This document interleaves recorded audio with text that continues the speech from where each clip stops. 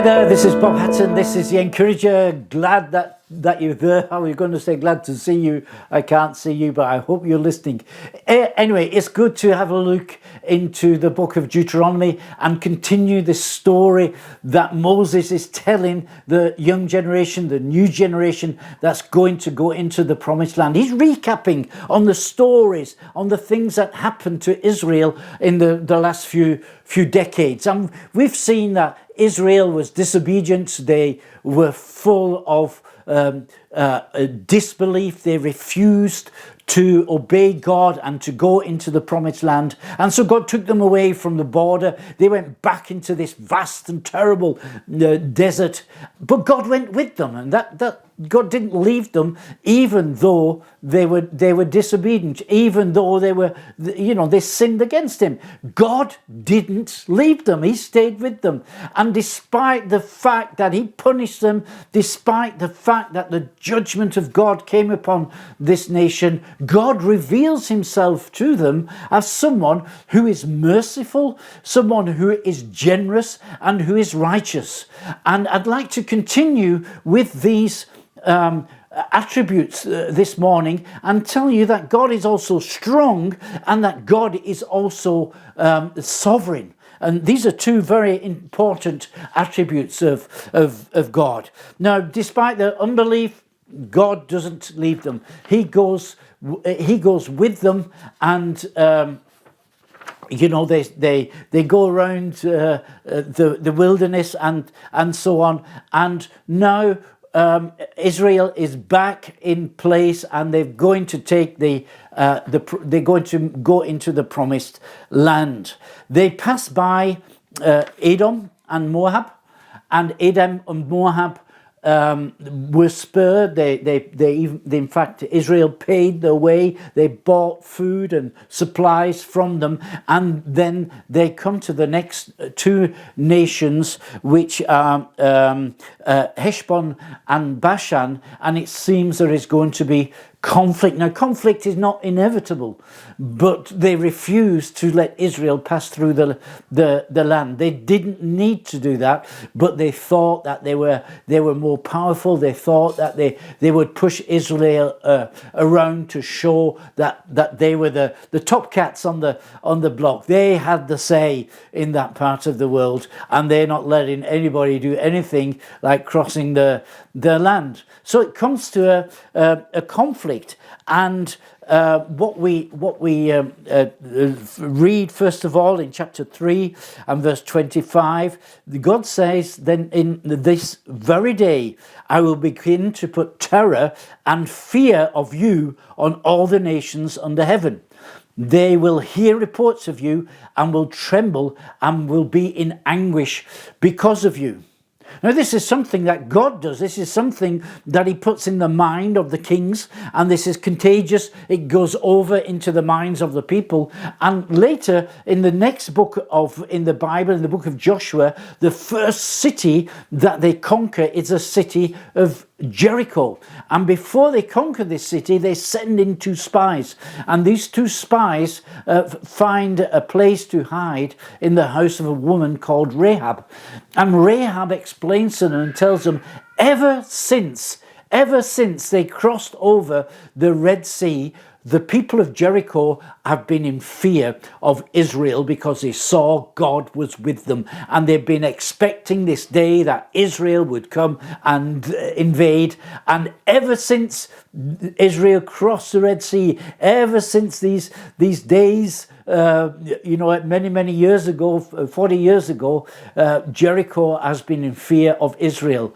Isn't that interesting? Because when God says, go and take the land, the people were so afraid of the people of Jericho. This is one of the fortified cities. This is one of the cities with the high walls and the big soldiers and the giants and what I don't know what else were in there. This is what they were afraid of. But actually, those people were afraid of Israel because God was with them. No, they go into conflict, and here again we see God's power, because nothing's really changed with Israel. They're not a nation of soldiers. They're not a military might. I don't know whether they had any weapons, because they've been living in the desert. They were slaves who lived in the desert. They had sheep. Maybe they had some cows. They were pastoralists. They were nomads who were wandering. They weren't a great army, but especially Heshbon and Bashan, they came against them. And let's listen to how the Bible describes the king of Bashan. He was quite a big guy.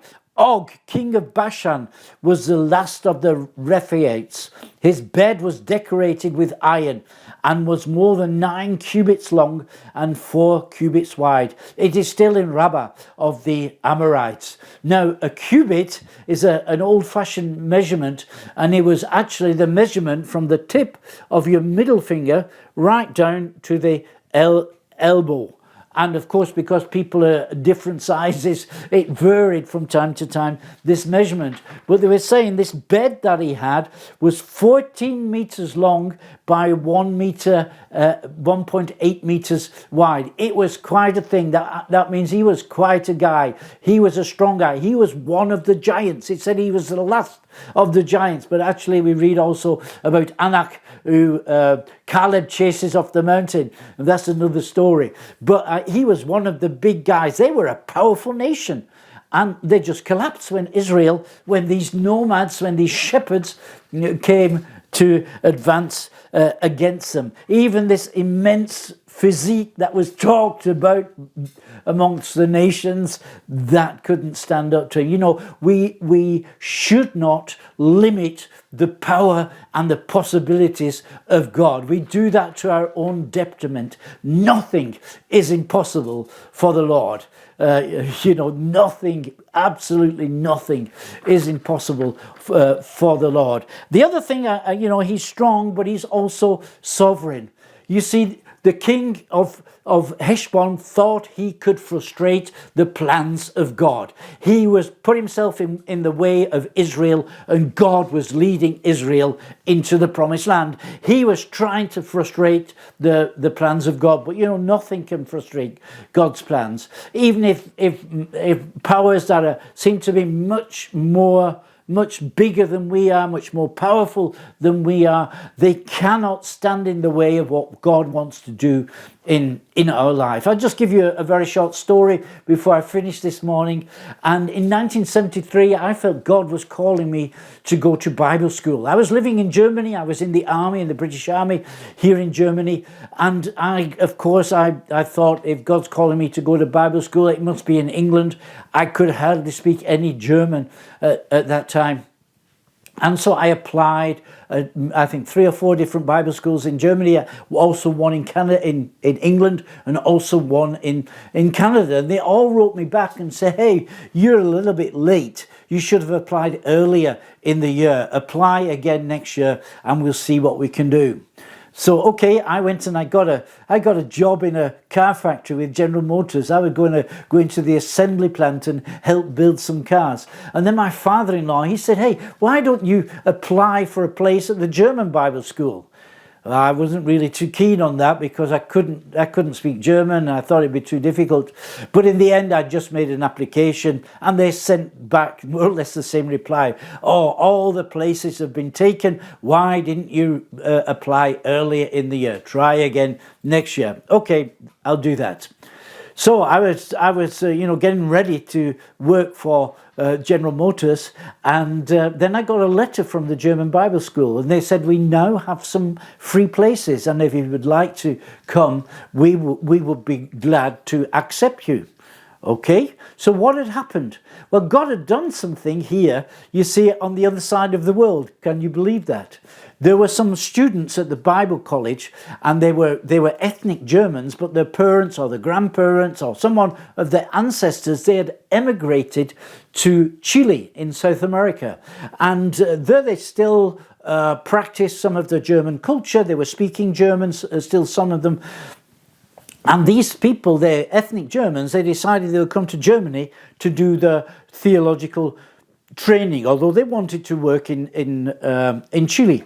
Now the recession came and the school was closed, and all the students went into churches. Most of them went into the home churches to do some practical work, to be trained by the local pastors. And this group of German Chilean people, they went back to Chile to work into in their churches.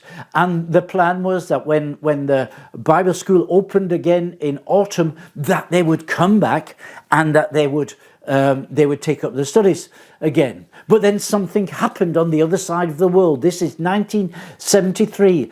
In Chile, there was an election, and a man called Allende became the president. And Allende was a communist, and the military didn't like that, so there was a coup d'etat.